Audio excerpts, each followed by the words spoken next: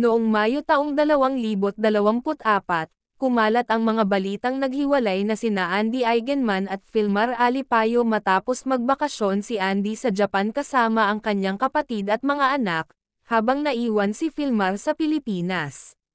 Sa kanyang Instagram, tinugunan ni Andy ang mga espekulasyon, sinabing, "I literally went on a vacation with my brother and our kids, and come home to find out, through the internet, that I've just been separated."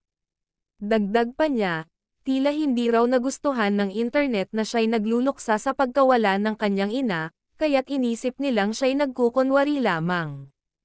Binigyang diin ni Andy na hindi sila kasal ni Filmar, kaya't maling sabihing siya'y isang divorcee.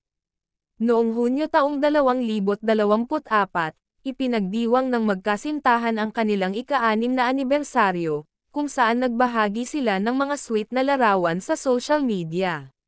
Sa kabila ng mga tsismis, nanatiling matatag ang kanilang relasyon.